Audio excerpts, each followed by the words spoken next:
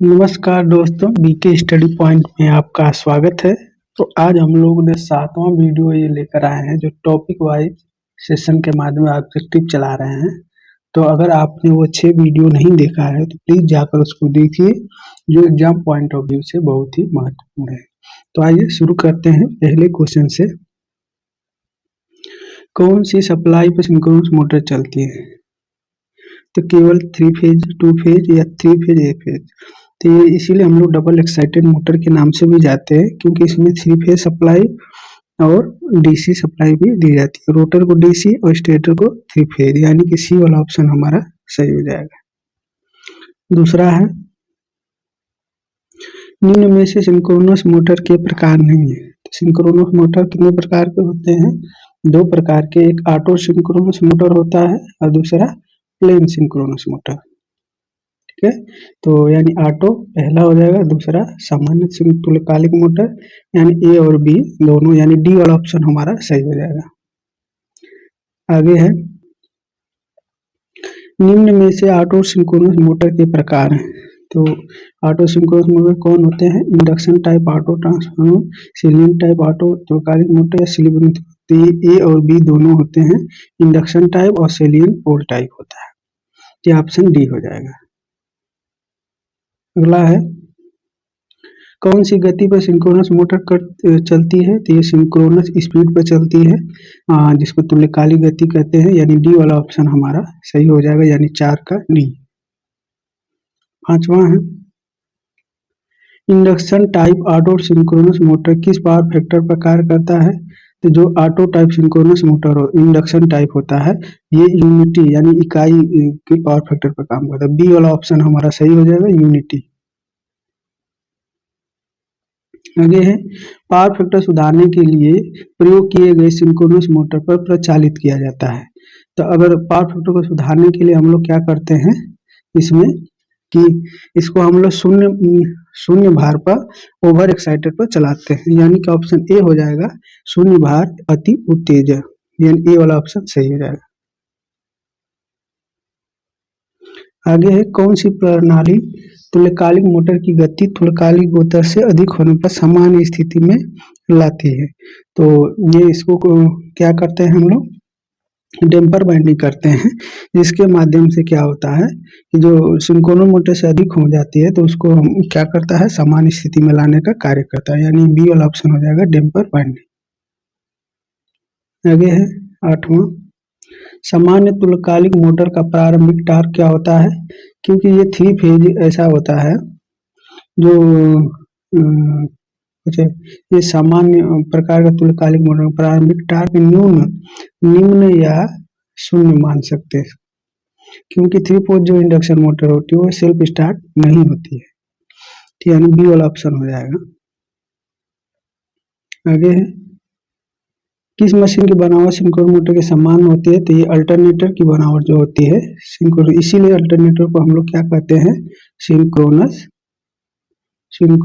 Generator. ठीक है, तो ऑप्शन हमारा सी हो जाएगा। आगे है, किस पावर फैक्टर पर सिंक्रोनस मोटर चलती है? तो सिंक्रोनस मोटर पश्चगामी यानी लैगिंग पर भी, लीडिंग पर भी और इकाई, यानी ये तीनों पर चलती है, यानी डी वाला ऑप्शन हमारा सही हो जाएगा। आगे है कि पावर फैक्टर यानी शक्ति गुणांक कैसा होगा अगर सिंक्रोनस मोटर फील्ड अल्प उत्तेजित हो?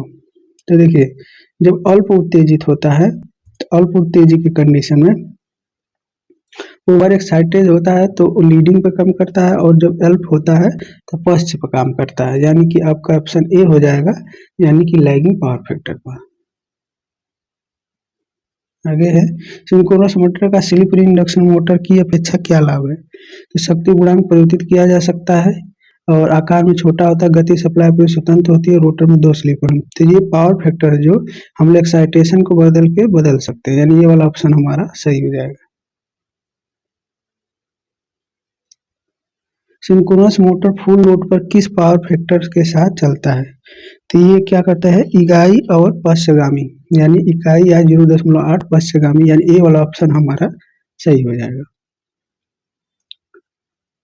14 नंबर है कि किस तकनीकी के द्वारा सिंक्रोनस मोटर स्टार्ट की जाती है?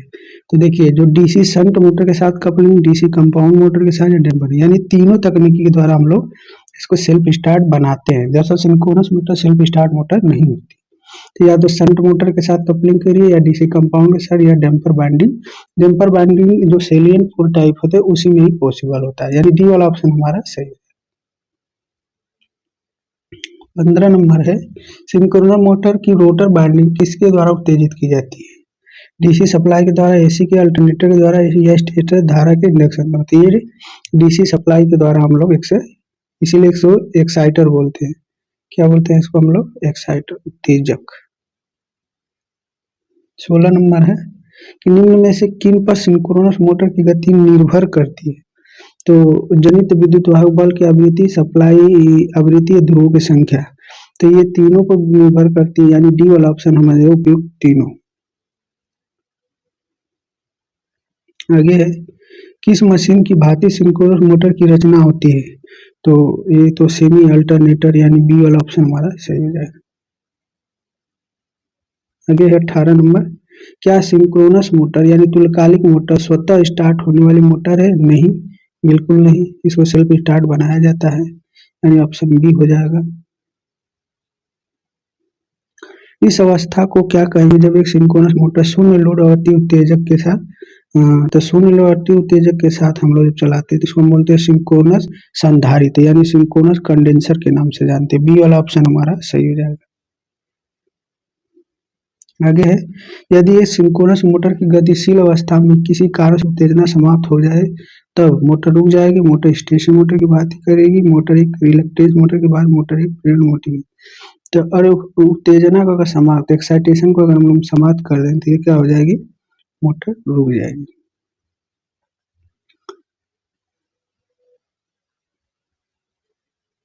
आगे है कि डैम्पर बाइंडिंग का कार्य सिंक्रोनस मोटर में क्या होता है? तो जैसे डैम्पर बाइंडिंग हम लोग क्या, हंटिंग को कम करता है, बिल्कुल। प्रारंभिक बल को विकसित करता है, बिल्कुल, यानी ए और बी दोनों। सी वाला ऑप्शन हमारा सही हो जाएगा, यानी हंटिंग को भी कम करता है और स्टार्टिंग टॉर्क को भी विकसित करता है। आगे है कि निम्न में से किस प्रकार का सिंक्रोनस मोटर का प्रेरित विद्युत वाहक बल निर्भर करता है?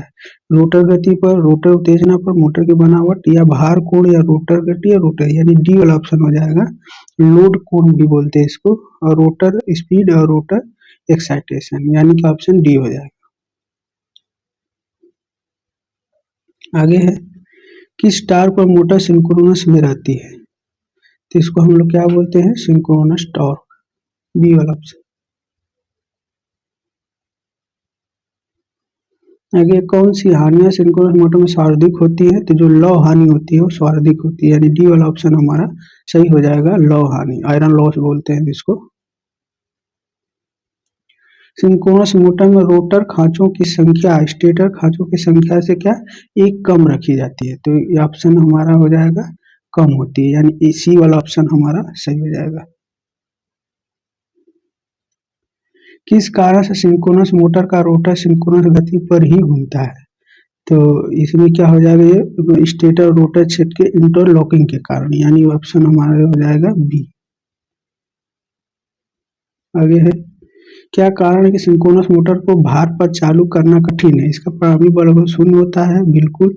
यह स्थिर गति पर यह स्थिर गति मोटर है, यह पावर फैक्टर सुधारने के लिए उपयुक्त होता है, ये काम में शक्ति होती है, यानी ऑप्शन ए हो जाएगा। इसका प्रारंभिक बल शून्य होता है। क्या होगा जब सिंक्रोनस मोटर पर अति भार होगा होगा ठीक है, रुक जाते हैं। ये मोटर की भार का अल्टरनेटिव की भांति का मोटर में हंटिंग होता है, तो जब अति भार करते हैं तो मोटर में हंटिंग उत्पन्न हो जाता है, यानी ऑप्शन डी हो जाए। सिंक्रोनस मोटर का गति नियमन यानी स्पीड रेगुलेशन क्या होता है? अधिकतम, न्यूनतम या पूर्ववत रहता है? तो स्पीड रेगुलेशन में हम लोग क्या पूर्ववत रहेगा, क्योंकि इसमें ज्यादा वेरिएशन देखने को मिलता है, इसीलिए इसे स्थिर गति की मोटर के नाम से भी जानते हैं हम लोग, यानी डी वाला ऑप्शन हमारा सही हो जाएगा। आगे है कि बहुत ही न्यून चाल एवं उच्च शक्ति अनुप्रयोगों में सर्वाधिक श्रेष्ठ एक मोटर है, तो इसको हम लोग तुल्यकालिक मोटर कहते हैं, बी वाला ऑप्शन सही हो जाएगा। सिंक्रोनस मोटर को दोहरी उत्तेजित मशीन कहा जाता है। हाँ, डबल एक्साइटेड मशीन के नाम से जानते हैं क्योंकि इसके स्टेटर और रोटर दोनों वाइंडिंग उत्तेजना के लिए सप्लाई दी जाती है, यानी ऑप्शन सी हो जाएगा। इसके रोटर और स्टेटर दोनों उत्तेजित होते हैं। सिंक्रोनस मोटर को चालू करने की कौन सी विधि अनुचित है? पुनी मोटर से भी करते हैं, डीसी मोटर से भी, सेल्फ स्टार्टिंग विधि से भी करते हैं। तो अच्छा, अनुचित पूछा है, तो अनुचित उचित अनुचित बोला है, तो पुनी मोटर होता है, डीसी मोटर भी होता है, सेल्फ स्टार्ट एसी मोटर, यानी डी वाला ऑप्शन हो जाएगा। ऑप्शन है कि एक सिंक्रोनस मोटर कितने लोड पर ज्यादा किफायती पाया जाता है? तो ये 100 किलोवाट होता है, यानी 1 किलोवाट को, सॉरी 100 किलोवाट को अधिक लोड से ज्यादा किफायती नहीं होता। 4 पोल मशीन की सिंक्रोनस स्पीड ns बराबर होता है 120 f/p। फ्रीक्वेंसी का मान 50 होता है, तो 120 इंटू 50, पोल की संख्या है 4, तो 4 3 12 और 3 5 1500 RPM, यानी बी वाला ऑप्शन हमारा सही हो जाएगा। सिंक्रोनस कंडेंसर क्या है? ये तो इसका जिक्र हम लोग किए थे कि अति उच्चेदित सिंक्रोनस मोटर होता है इसमें, बी वाला ऑप्शन। लोड बढ़ाने पर सिंक्रोनस मोटर की गति एकदम स्थिर होती है, लोड से कोई प्रभाव नहीं, स्थिर रहती है, यानी सी वाला ऑप्शन हमारा सही हो जाएगा। 37 है कि सिंक्रोनस गति वह गति है जिस पर स्टेटर चुंबकीय क्षेत्र घूमता है। बिल्कुल पहले ही सही है, जो स्टेटर चुंबकीय क्षेत्र होता है वही सिंक्रोनस गति होती है। एक सिंक्रोनस मोटर में हंटिंग तब होगा जब आपूर्ति वोल्टेज घटता बढ़ता है, लोड में परिवर्तन होता है और शक्ति गुणांक इकाई तक होता है, मोटर लोड घट जाता है, तो लोड में जो परिवर्तन होता है तो हमें हंटिंग देखने को मिलता है। कौन सी वोल्टता सिंक्रोनस मोटर के रोटर में दी जाती है? तो निम्न वोल्टेज दी जाती है और डीसी सप्लाई, यानी 100 से 150 वोल्ट तक डीसी सप्लाई, यानी ए वाला ऑप्शन हमारा सही हो जाएगा। आगे है, क्या होगा अगर वामावर्त दिशा में घूम रही सिंक्रोनस मोटर उत्तेजना की दिशा परिवर्तित कर दी जाए? तो पूर्ववर्तित रहेगी, दक्षिणावर्त में घूमेगी, मोटर रुक जाएगी और फिर मोटर में, तो अगर वामावर्त दिशा में घूम रही है और उसकी उत्तेजना को हम परिवर्तित कर देंगे तो पहले तो रुकेगी फिर दक्षिणी होगी, तो अगर ऑप्शन हम सी जाएंगे, मोटर रुक जाएगी। जब सिंक्रोनस मोटर का नो लोड विदाउट लॉस पर काम करता है, इसको हम लोग बोलते हैं फ्लोटिंग। क्या बोलते हैं? जब कोई synchronous motor no load without loss पर काम करता है तो उसको हम बोलते हैं फ्लोटिंग। वितरण लाइन में समांतर क्रम में पावर फैक्टर को सुधारने के लिए किस मोटर का प्रयोग किया जाता है? तो ये हम बोलते हैं सेलियन पोल टाइप सिंक्रोनस मोटर, यानी ए वाला ऑप्शन हो जाएगा, सेलियन पोल टाइप सिंक्रोनस मोटर। निम्न में से induction type auto synchronous motor के बारे में सही है? ये सेल्फ स्टार्ट होता है, बिल्कुल, ये इकाई पावर फैक्टर का काम करता है, ये दोनों चीजें सही है, यानी ऑप्शन हमारा सी हो जाएगा। आगे है कि सिंक्रोनस मोटर किस सिद्धांत पर कार्य करता है? तो ये चुंबकीय लॉकिंग के सिद्धांत पर काम करता है, ऑप्शन हमारा बी हो जाएगा। आगे है, सिंक्रोनस मोटर को डबल एक्साइटेड मोटर ऐसे इसका जिक्र कर दिए हैं क्योंकि स्टेटर और रोटर दोनों में सप्लाई दी जाती है, ऑप्शन हमारा सी हो जाएगा। निम्न में से डैम्पर वाइंडिंग के बारे में सही है? हंटिंग को कम करता है, प्रारंभिक लोड उपलब्ध कराता है, रोटर में कंपन को संतुलित करता है, ऑप्शन डी हो जाएगा, यानी ये तीनों चीजें डैम्पर वाइंडिंग से पूर्ण होती है। आगे है, आर्मेचर प्रतिक्रिया के दौरान जब synchronous motor under excited mode में चल रहा है तो पावर फैक्टर का मान हो, जब अंडर है तो पश्चगामी शक्ति गुणांक पर काम करता है, बी वाला ऑप्शन। ओवर एक्साइटेड अग्रगामी। आर्मेचर प्रतिक्रिया में जब सिंक्रोनस मोटर ओवर कंपाउंड पर चल रहा है तो मोड में है, तो क्या पर चल रहा है तब, तो ये क्या होता है, E B is less than भी, यानी बी सी वाला ऑप्शन हो जाएगा। ये वाला प्रक्रिया नॉर्मल एक्साइटेशन, ये अंडर है, ये ओवर है, ओवर, नॉर्मल, ये अंडर।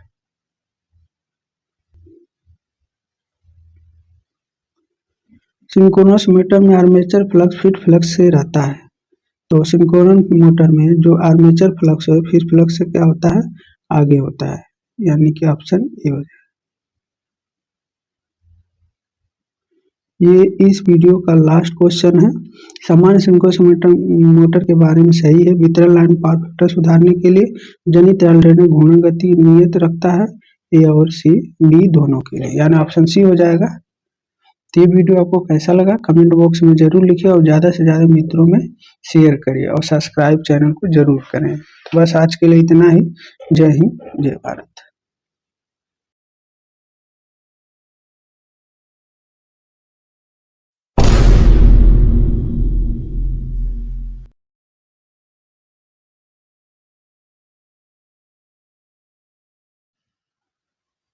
नमस्कार दोस्तों, बीके स्टडी पॉइंट में आपका स्वागत है। तो आज का हमारा टॉपिक है बेसिक इलेक्ट्रॉनिक्स। इससे जितने भी एग्जाम पॉइंट ऑफ व्यू से महत्वपूर्ण क्वेश्चन बनते हैं उनको हम लोग सॉल्व करेंगे। तो आइए शुरू करते हैं पहले क्वेश्चन से। विद्युत पदार्थों को कितने भागों में बांटा गया है? तो हम लोग को पता है कि 3 भागों में, यानी कि पहला हो जाएगा चालक यानी कंडक्टर, दूसरा हो जाएगा इंसुलेटर यानी अचालक, तीसरा हो जाएगा सेमी कंडक्टर यानी अर्धचालक। तो ऑप्शन हमारा बी सही हो जाएगा ऑप्शन। आगे बढ़ते हैं कि ओम या किरचॉफ के नियम का पालन करने वाले अवयव ये कहलाते हैं पैसिव कंपोनेंट, जिसको हिंदी में निष्क्रिय अवयव बोलते हैं, यानी ऑप्शन ए हो जाएगा सही। अगला है, देखिए इसके माध्यम से हम लोग कि देखिए एक्टिव व सक्रिय अवयव ओम या किरचॉफ के नियम का पालन नहीं करते। इसके अंतर्गत डायोड, ट्रांजिस्टर, थायरिस्टर, बीजेटी आदि अवयव आते हैं। ये अवयव वोल्टेज और धारा के रूप में ऊर्जा उत्पन्न करते हैं। इनका व्यवहार रेखीय होता है। और ये पैसिव का बात हो रहा है, तो पैसिव के अंतर्गत देखिए ओम यानी किरचॉफ के नियम का अनुपालन करने वाले विद्युत अवयव निष्क्रिय अवयव कहलाते हैं, जिसमें प्रतिरोध, संधारित्र, प्रेरक आदि निष्क्रिय अवयव ये ऊर्जा को स्टोर कर सकते हैं, लेकिन वोल्टेज धारा के रूप में ऊर्जा उत्पन्न नहीं कर सकते। इस अवयव का व्यवहार ही रेखीय होता है, नहीं सॉरी, ये रेखीय होता है इनका, ये अरेखीय होगा, अरेखीय नॉन लीनियर बोलते हैं। ठीक है, आगे बढ़ते हैं। अगला क्वेश्चन है कि निम्न में से सक्रिय अवयव नहीं है, यानी जिसको हम लोग बोलते हैं एक्टिव कंपोनेंट, यानी एक्टिव कंपोनेंट वो होते हैं जो ऊर्जा को स्टोर नहीं करते। तो यानी कि जो आर एल सी है ये पैसिव है, तो आर भी है, एल भी है, सी है, तो ट्रांजिस्टर एक क्या है, पैसिव है। तो बोला कि सक्रिय अवयव नहीं है, तो यानी ऑप्शन हमारा डी हो जाएगा सही। आगे है कि जिन पदार्थों के बाह्य कक्ष में 4 इलेक्ट्रॉन होते हैं उन्हें कहते हैं। तो जिनके बाह्य कक्ष में 4 इलेक्ट्रॉन होते हैं उनको हम क्या बोलते हैं, सेमी कंडक्टर यानी अर्धचालक। जो 4 से कम होते हैं उनको कंडक्टर बोलते हैं, चालक, और जो 4 से अधिक होते हैं उनको हम लोग क्या बोलते हैं, इंसुलेटर या अचालक। तो ऑप्शन हमारा सी हो जाएगा, यानी अर्धचालक। पांचवा है, देखिए इसमें है सब चीजें इंक्लूड की गई हैं। कंडक्टर जैसे वह पदार्थ जिनके बाह्य कक्ष में इलेक्ट्रॉनों की संख्या 4 से कम होती है, अर्थात मुक्त इलेक्ट्रॉनों की संख्या बहुत अधिक होती है। और जो चालक होते हैं वो धनात्मक यानी पीटीसी पॉजिटिव टेम्परेचर कोफिशिएंट बोलते हैं, धनात्मक तापमान गुणांक। इसमें बैलेंस बैंड और कंडक्शन बैंड के बीच कितना होता है, शून्य एनर्जी को एक दूसरे को क्या करते हैं, ओवरलैप करते हैं। अगला है दूसरा इंसुलेटर अचालक जिसको बोलते हैं। इसमें क्या है कि वह पदार्थ जिसके बाह्य कक्ष में इलेक्ट्रॉनों की संख्या 4 से अधिक होती है, इसका जिक्र हम लोग कर चुके हैं। मुक्त इलेक्ट्रॉनों की संख्या बहुत कम होती है और तथा अचालक और ऋणात्मक तापमान गुणांक यानी एनटीसी नेगेटिव टेम्परेचर कोफिशिएंट होता है। इसमें बैलेंस बैंड और कंडक्शन बैंड की एनर्जी करीब 3 से 5 इलेक्ट्रॉन वोल्ट होती है। सेमीकंडक्टर में देखने को जो हमें मिलता है, वो सेमीकंडक्टर में जो चीजें हमें देखने को मिलता है वो देखिए इसमें लिखा हुआ है, वह पदार्थ जिनके बाह्य कक्ष में इलेक्ट्रॉन संख्या 4 होती है और मुक्त इलेक्ट्रॉनों की संख्या और चालक से अधिक लेकिन चालक से कम होती है, एवं अर्धचालक ऋणात्मक तापमान गुणांक होता है। इसमें बैलेंस बैंड और कंडक्शन बैंड के बीच एनर्जी गैप 1 इलेक्ट्रॉन वोल्ट होता है, लगभग 1 इलेक्ट्रॉन वोल्ट बोल सकते हैं। तो इस सारा चीज इसमें कवर हो जाए। आगे है, देखिए इसमें दिया हुआ है कि किस पदार्थ में चालन बैंड और संयोजी बैंड, जिसको बैलेंस बैंड बोलते हैं, परस्पर ओवरलैप या ऊर्जा अंतराल शून्य होता है। तभी इसका जिक्र हुआ। ये किसमें होता है? चालक में। और जो इंसुलेटर होता है इसमें 3 से 5 इलेक्ट्रॉन वोल्ट होते हैं, और जो अर्धचालक होते हैं लगभग 1 इलेक्ट्रॉन वोल्ट होते हैं। तो ऑप्शन हमारा ए सही हो जाएगा। छठा है, देखिए इस वाले फिगर से आपको स्पष्ट हो जाएगा। देखिए देखिए ना, energy gap diagram, Fermi energy gap diagram. देखिए ओवरलैप किसमें है? कंडक्टर में है। देखिए कंडक्शन बैंड, बैलेंस बैंड, ये ओवरलैप को दर्शा रहा है। वही कंडक्शन बैंड और बैलेंस बैंड सेमी कंडक्टर है, तो एनर्जी गैप लगभग 3 से 5 इलेक्ट्रॉन वोल्ट होता है। इसमें जो इंसुलेटर होता है, अरे सॉरी से अच्छा सॉरी सेमी कंडक्टर का जिक्र हो रहा था इसमें, तो 1 इलेक्ट्रॉन वोल्ट हो जाएगा। अगर वही सेमी कंडक्टर रहे तो 3 से 5 इलेक्ट्रॉन वोल्ट। यानी एनर्जी गैप सबसे ज्यादा किस में होता है? इंसुलेटर में। फिर उससे कम कौन होता है? Semi conductor. और सबसे ओवरलैप करता है इसमें 0 ही होता है, तो कंडक्टर बोलते हैं। तो ये सब डायग्राम के माध्यम से इसको हम लोगों ने जान लिया। आगे बढ़ते हैं कि निम्न में से चतुर संयोजित तत्व नहीं है, यानी कि जिनके बाह्य कक्ष में 4 इलेक्ट्रॉन होते हैं उनको हम लोग चतुर संयोजित तत्व बोलते हैं। तो देखिए सिलिकॉन है, जर्मेनियम है, कार्बन है। तो इसके बाह्य कक्ष में हम लोग को 4 मिलेंगे, क्योंकि इसको 24 होता है, 32 होता है और कार्बन का 6 होता है। इलेक्ट्रॉनिक विन्यास करेंगे तो इसका वही आएगा लास्ट में 4। यानी कि जो तांबा होता है, कापर का तो 29 होता है, जो बाह्य इलेक्ट्रॉन में होते हैं 1, जो कि कंडक्टर होता है। तीन ऑप्शन हमारा डी हो जाएगा। देखिए इसमें दर्शाया गया है, ठीक है, सिलिकॉन के बाह्य कक्ष में है ना 1 2 3 और 4। देखिए इलेक्ट्रॉनिक विन्यास है 2 4 8 ये है। फिर उसी प्रकार है सिलिकॉन का 32 होता है, तो इसका देखिए 2 8 18 4 है ना। उसी प्रकार कार्बन का भी देख सकते थे आप। आगे है अर्ध अशुद्ध, मतलब इम्प्योर बोलते हैं, या एक्सट्रिंसिक बोलते हैं, इंट्रिंसिक नहीं एक्सट्रिंसिक बोलते हैं। जिसको अशुद्ध अर्धचालक कितने भागों में बांटा गया है? तो इसको हम लोग कितने भागों में बांटे हैं? 2। एक होता है पी टाइप, एक होता है एन टाइप, जिसमें हम लोग डोपिंग करते हैं। क्या करने के लिए? कंडक्टिविटी बढ़ाने के लिए। तो ऑप्शन हमारा सी हो जाएगा, पी टाइप और एन टाइप।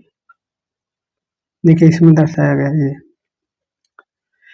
देख रहे हैं। इसमें जैसे है कि सिलिकॉन है, सिलिकॉन के बाह्य कक्ष में है, तो इसको क्या करते हैं हम लोग? डोपिंग करते हैं कंडक्टिव बढ़ाने।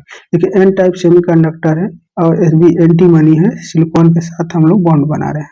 तो जिसमें एक एक्स्ट्रा हो जाता है तो उसको हम लोग बोलते हैं डोनर, और जो इसकी एक कमी हो जाती है तो इसको हम लोग बोलते हैं एक्सेप्टर। ठीक है, ये निम्न में से अर्धचालक के प्रकार हैं। तो अभी हम लोग बताया अर्धचालक दो होते हैं, एक शुद्ध एक अशुद्ध। इस शुद्ध को बोलते हैं इंट्रिंसिक, और जो अशुद्ध होता है तो उसको बोलते हैं एक्सट्रिंसिक। यानी सी ऑप्शन हो जाएगा, ए और बी दोनों। अगला है 9वां, शुद्ध अर्धचालक में अशुद्धि मिलाने को कहते हैं। इसी को हम बोलते हैं डोपिंग करना, यानी ए वाला ऑप्शन है। डोपिंग किस लिए करते हैं हम लोग? चालकता बढ़ाने के लिए। 10 नंबर है, डोपिंग के आधार पर एक्सेंट्रिक अर्धचालकों को कितने भागों में बांटा गया है? तो ये 2 भागों में बांटा गया है, एक एन टाइप और एक पी टाइप। ठीक है, तो यानी ऑप्शन डी हो जाएगा। देखिए यहाँ पर दर्शाया गया है। देखिए पी टाइप है, इसमें एक एक्स्ट्रा छूट जाता है। इसमें हम लोग क्या करते हैं?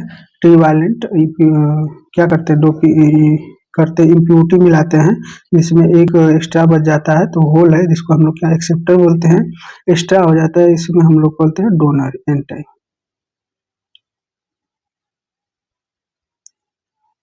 निम्न में से एक्सट्रिंसिक अर्धचालक है, तभी जिक्र हुआ P type semiconductor, N type, यानी सी वाला ऑप्शन हो जाएगा, बोथ ऑफ एबव।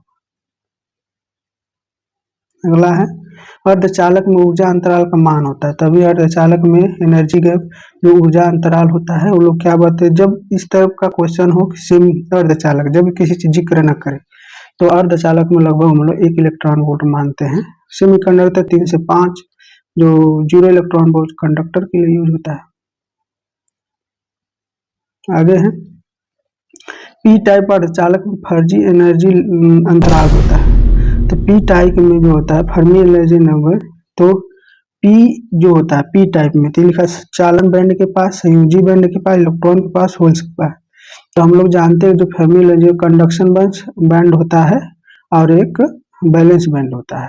तो जो एन टाइप होता है वो एन टाइप होता है कंडक्शन बैंड के पास होता है, और जो पी टाइप होता है वो बैलेंस बैंड के पास होता है। तो बैलेंस का मतलब होता है संयोजी बैंड, यानी बी वाला ऑप्शन हमारा सही हो जाएगा। देखिए इसमें दर्शाया गया कि नहीं है, देखिए इसमें इंट्रिंसिक यानी जो प्योर सेमीकंडक्टर है तो बीच में होता है फर्मी एनर्जी लेवल। न तो ये वाला ऑप्शन है आपका, अगर पूछ देगा कि शुद्ध अर्धचालक है तो उसमें फर्मी एनर्जी लेवल कहाँ विद्यमान होता है, तो बीच मध्य में। देखिए पी है तो ये बैलेंस बैंड के पास है, ठीक है, और इसके बाद एक्सेप्टर है तो ये बैलेंस बैंड के पास है। अगर एन टाइप है तो ये कंडक्शन बैंड के पास है। तो ऑप्शन हमारा सही था। ठीक है, आगे बढ़ते हैं। देखिए ये ऑप्शन हो गया कि एन टाइप अर्धचालक फर्मी एनर्जी अभी बोलते हैं कंडक्शन बैंड के पास, यानी ऑप्शन ए हो जाएगा। पी टाइप अर्धचालक में होते हैं तो देखिए पी होल्स की संख्या अधिक, इलेक्ट्रॉन संख्या की कमी, अच्छा अधिकता कमी, हाँ पी में जो होते हैं इसमें होल्स की अधिकता होती है जिसे मेजॉरिटी बोलते हैं, माइनॉरिटी के तौर पर इलेक्ट्रॉन होते हैं, यानी सी वाला ऑप्शन हो जाएगा ए और बी। तो एन टाइप में ठीक उसी का अपोजिट हो जाएगा, इसमें क्या होगा इलेक्ट्रॉन्स की अधिकता हो गया, होल्स की कमी, यानी सी वाला इसमें भी ऑप्शन हो जाएगा कि यानी कि होल्स की कमी और इलेक्ट्रॉन की अधिकता। आगे है कि शुद्ध अर्धचालक में त्रिसंयोजी तत्व मिलाने पर कौन सा पदार्थ बनता है। तो एक चीज देखिए याद कर लीजिए, एन एन जो त्रिसंयोजी होता है एन में हम लोग पेंटावैलेंट करते हैं, पेंटावैलेंट की इम्प्योरिटी मिलाते हैं। अब पी में होता है, पी में हम लोग ट्रीवैलेंट, क्या है ट्रीवैलेंट। तो जो पी टाइप होता है उसमें ट्रीवैलेंट की इम्प्योरिटी करते हैं, यानी अशुद्धियां मिलाते हैं। तो ऑप्शन पी में क्या हो जाएगा त्रिसंयोजन, यानी ऑप्शन ए हो जाएगा। देखिए इसमें जैसे है दर्शाया गया ना, देखिए चतुर्संयोजित तत्व कार्बन है, जर्मेनियम, सिलिकॉन, टीन भी आता है।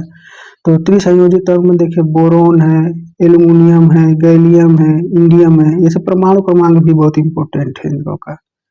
ठीक है, जैसे पंच संयोजी में जो एन टाइप है, जैसे देखिए पी टाइप था एन टाइप है, तो देखिए बिस्मिथ है, एंटीमनी है, आर्सेनिक है, फास्फोरस है, ये सब क्या है देखिए इसे ट्रिक होता है। जैसे पी में बैग है और एन में है बी ए बी आप, ठीक है, तो ये याद करने का एक तरीका है, आपको इससे भी सिंपल लगता है तो उस तरह याद कर सकते हैं।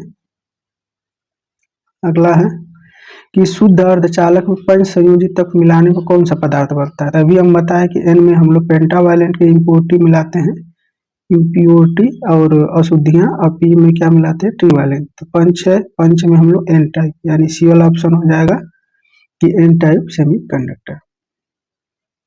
आगे है कि निम्न में से एन प्रकार का अर्धचालक नहीं है। तो एन से हम लोग याद किए थे कि बी आप, क्या याद किए थे बी आप, यानी बिस्मिथ, एंटीमनी, आर्सेनिक, फास्फोरस। तो देखिए इसमें फास्फोरस भी है, बिस्मिथ बिस्मिथ है नहीं है, बोरोन है, बिस्मिथ है, एंटीमनी, आर्सेनिक, फास्फोरस, यानी ये सब तीनों है लेकिन बोरोन नहीं है, यानी ऑप्शन डी गलत है, ऑप्शन हमारा डी सही हो जाएगा। उसी तरह पी टाइप के अर्धचालक नहीं है, तो पी से हम लोग क्या याद किए थे बैग, क्या याद किए थे BaIg, यानी बोरोन, इंडियम और सॉरी एल्युमिनियम, इंडियम, गैलियम। तो एल्युमिनियम भी है, गैलिनियम है, इंडियम है, लेकिन बिस्मिथ नहीं, बिस्मिथ हम लोग एन में याद किए थे, यानी ऑप्शन हमारा डी हो जाएगा। आगे है कि अर्धचालक में किस प्रकार का बैंड होता है। तो जो अर्धचालक होता है उसमें क्या होता है कोवैलेंट बैंड, इसमें क्या बोलते हैं कोवैलेंट बैंड। और जो चालक होते हैं इसमें मेटेलिक बॉन्ड होता है, और जो इंसुलेटर होता है आयनोनिक बैंड बोलते हैं, यानी तो हमारा ऑप्शन बी हो जाएगा। आगे है यदि किसी पदार्थ का तापमान बढ़ने पर प्रतिरोध का मान भी बढ़ता है, यानी अगर तापमान हम बढ़ा रहे हैं और प्रतिरोध भी बढ़ रहा है तो क्या कहलाता है, धनात्मक तापमान गुणांक, यानी पीटीसी बोलते हैं शॉर्ट में, पॉजिटिव टेम्परेचर कोफिशिएंट। यानी ऑप्शन कौन सा हो जाएगा, ए, यानी धनात्मक तापमान गुणांक।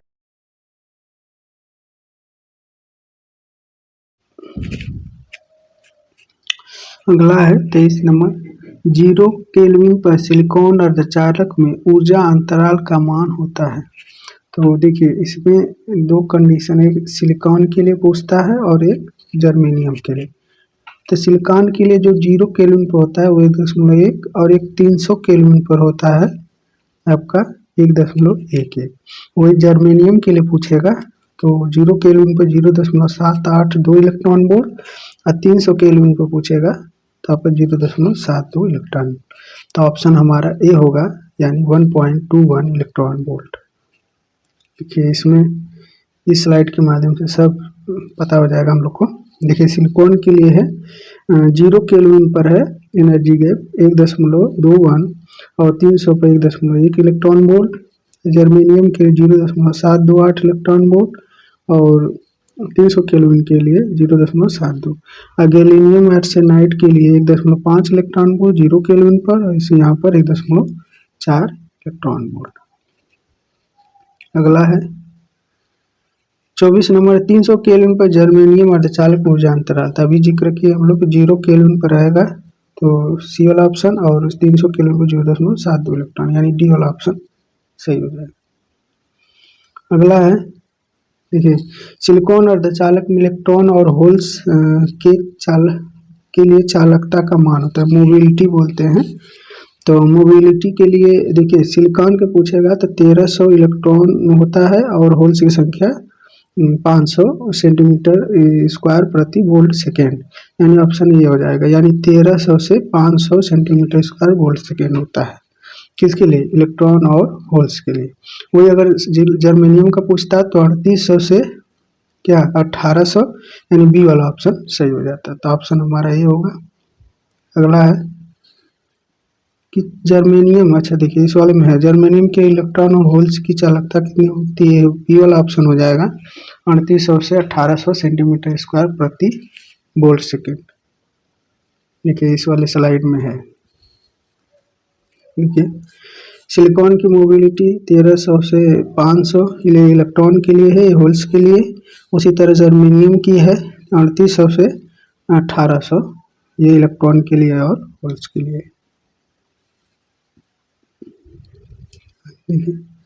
जर्मेनियम लीकेज करंट होता है तो जर्मेनियम के लीकेज करंट माइक्रो में होता है, यानी बी वाला ऑप्शन। अगर वही सिलिकॉन के लिए पूछता लीकेज करंट सिलिकॉन के लिए तो इसको क्या होता है, नैनो एम्पियर। तो ऑप्शन बी हमारा सही हो जाएगा। अगला है 28 नंबर, शुद्ध अर्धचालक में डोपिंग के लिए प्रयुक्त किए जाने वाले ट्रीवैलेंट परमाणु होते हैं। तो हम जानते हैं जब अगर हम लोग शुद्ध अर्धचालक में ट्रीवैलेंट का शुद्धि जब मिलाते हैं तो उसमें क्या होता है, जैसे जैसे 4 होते हैं ना, बाएं कक्ष में 4 होते हैं, हम लोग से 3 से क्या करते हैं, बॉन्ड बनाते हैं। तो मान लीजिए पहला से बना, दूसरा से बना, तीसरा से बनता है, मतलब एक क्या हो गया, एक्स्ट्रा हो गया, यानी होल्स क्या हो गया। तो ये क्या कहलाते हैं, ये क्या है, एक्स्ट्रा हो गया, तो ये डोनेट करने के लिए है। तो इसको हम लोग क्या बोलते हैं, ट्रीवैलेंट में किस में बनता है, देखिए पी में होता है ट्रीवैलेंट, ठीक है, और एन में होता है पेंटावैलेंट। तो इसमें क्या होता है, डोनर, एन में क्या होता है, एक्सेप्टर। तो ऑप्शन हमारा ये हो जाएगा डोनर। अगला है पी टाइप अर्धचालक के ऊर्जा बैंड डायग्राम में कौन से समीप होता है। अभी पी टाइप में हम लोग बोले कि एन टाइप में कंडक्शन बैंड के पास होता है, पी टाइप में वैलेंस बैंड के पास होता है। तो इसमें क्या लिखा है, एक्सेप्टर बैंड कंडक्शन बैंड के समीप होता है। अच्छा ओ ठीक है नहीं, इसमें पूछा है, इस ऑप्शन से पता चल रहा है।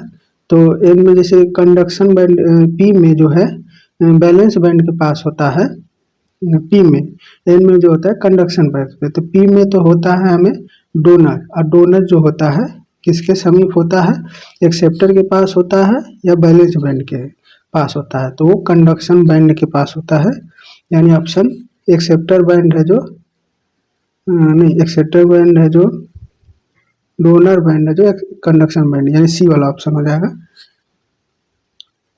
देखिए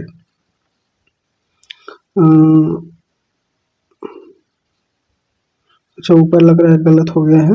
कंडक्शन बैंड एक्सेप्टर की बात हो रहा था और डोनर की बात हो तो कंडक्शन बैंड नहीं, ठीक है। तो अगर पी टाइप है सेमीकंडक्टर तो ये एक्सेप्टर है, तो एक्सेप्टर के पास होगा। और एन टाइप है तो ये डोनर है और डोनर में ये कंडक्शन बैंड के पास होगा। आगे है एन टाइप अर्धचालक में ऊर्जा बैंड डायग्राम किसके समीप होता है? तो एन डाई में जो एन है मतलब आपका एन टाइप अर्धचालक है ये डोनर है और डोनर जो है होता है कंडक्शन बैंड के पास, यानी ऑप्शन ये हो जाएगा। अच्छा पी टाइप में लग रहा है ऊपर मिस्टेक बता दिए हैं, ये जो एक्सेप्टर बैंड होगा वो किसके बाद होगा? बैलेंस बैंड, यानी बी वाला ऑप्शन होगा, ठीक है। अगर एन है तो एन में सी हो जाएगा। तो जब डायोड को बैटरी के पी को पॉजिटिव से तथा एन को नेगेटिव से जोड़ते हैं तो वह बायसिंग कहलाता है। देखिए डायोड की बायसिंग दो, एक होता है फॉरवर्ड बायसिंग, एक रिवर्स बायसिंग। तो अगर हम पी को पॉजिटिव से ज्वाइन कर दें बैटरी के और एन को नेगेटिव से ज्वाइन कर दें तो ये फॉरवर्ड कंडीशन होता है, तो इसको बोलते हैं फॉरवर्ड बायसिंग, यानी ये वाला ऑप्शन। अगर इसी को उल्टा कर देंगे तो रिवर्स बायसिंग हो जाएगा। देखिए इसमें है diode working condition in battery supply. देखिए अगर पी को पॉजिटिव से जोड़े हैं, एन को नेगेटिव से जोड़े हैं, फॉरवर्ड बायस कंडीशन होता है। अगर इसी को उल्टा कर देंगे तो क्या हो जाएगा? Reverse bias. आगे है जब डायोड को बैटरी के एन को पॉजिटिव से तथा अच्छा वही चीज है पी को नेगेटिव से जोड़ते हैं तो वह बायसिंग, तो इसको रिवर्स बायसिंग बोलते हैं, बी वाला ऑप्शन। आगे जब डायोड फॉरवर्ड बायसिंग में कार्य करती है तो उसमें प्रवाहित धारा होती है, तो इसमें प्रवाहित धारा होती है मिली एम्पियर में होती है, और रिवर्स में हो गए थे माइक्रो एम्पियर में, ये रिवर्स बायस में और ये फॉरवर्ड बायस में, ठीक है। तो ऑप्शन हमारा ये सही हो जाएगा। 34 नंबर है जब डायोड फॉरवर्ड बायसिंग कार्य करती है तो वह किस पर्पज की तरह होती है? तो फॉरवर्ड में हमें क्लोज सर्किट की तरह काम करती है, अगर वही रिवर्स बायस में हमें ओपन सर्किट की तरह व्यवहार करती है, ठीक है। तो ऑप्शन हमारा ये हो जाएगा क्लोज सर्किट। देखिए इस डायग्राम के माध्यम से आप जान सकते हैं।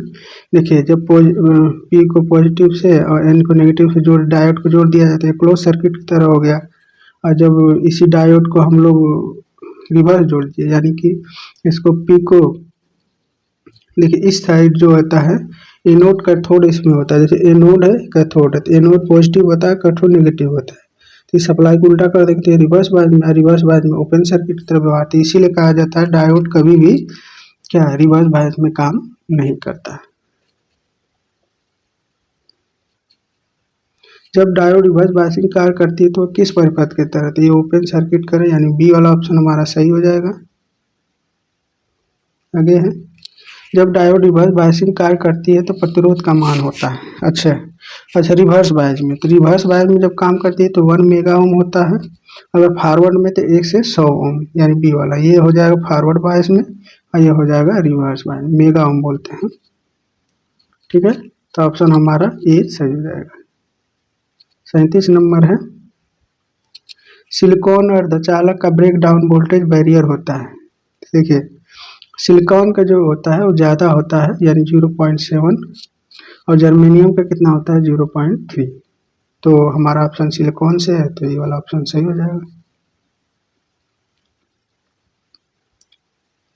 निम्न में से एक आदर्श डायोड में होता है आंतरिक प्रतिरोध शून्य, रिवर्स ब्रेकडाउन अनंत, लीकेज करंट शून्य, उपयुक्त में से सभी। तो जो आदर्श होता है ना तो माना जाता है कि वो जीरो लॉसेस पर काम करता है, यानी उसमें लॉसेस नहीं होता, और जो प्रतिरोध होगा उसका शून्य माना जाएगा, ब्रेकडाउन अनंत होगा और लीकेज करंट भी कुछ नहीं होता, यानी ऑप्शन डी हो जाएगा सही आपका। जीनर डायोड का प्रयोग किया जाता है, तो जीनर डायोड होता है वोल्टेज रेगुलेशन में और रिवर्स बायस के रूप में प्रयोग करते हैं, तो ऑप्शन हमारा सी हो जाएगा, ए और बी दोनों। 41 नंबर है जीनर डायोड के विपरीत ब्रेकडाउन पैदा करने वाला सिद्धांत, इसको बोलते हैं एवलांची प्रभाव, यानी सी वाला ऑप्शन हमारा सही हो जाएगा। जीनर डायोड कैसे बनता है, देखिए डायोड की तरह ऐसे जेड जैसा, ठीक है, ये जीनर डायोड का सिंबल है और रिवर्स बायस में काम करता है। देखिए यहाँ पर ये दर्शाया भी गया है, देख रहे हैं, ये एनोड है, ये कैथोड है, इस तरह दिखता है आपका। ये कौन सा है, जीनर डायोड।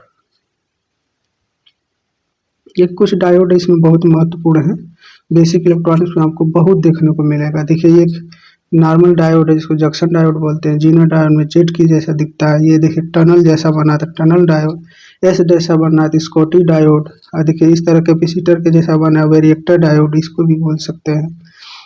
दो डायोड को एक दूसरे के विपरीत डायक बोलते हैं। फिर ट्रायक है, फिर एसीआर सिलिकॉन कंट्रोल रेक्टिफायर है, फिर एलईडी जैसा है, लाइट इमिटिंग डायोड बोलते हैं, फोटो डायोड है, इधर से आ रहा फोटो डायोड, इधर जाएगा तो एलईडी। तो ये वीडियो आपको कैसा लगा कमेंट बॉक्स में ज़रूर लिखिए और ज़्यादा से ज़्यादा अपने मित्रों में शेयर करिए और चैनल को सब्सक्राइब जरूर करिए। तो बस आज के लिए इतना ही। जय हिंद, जय भारत।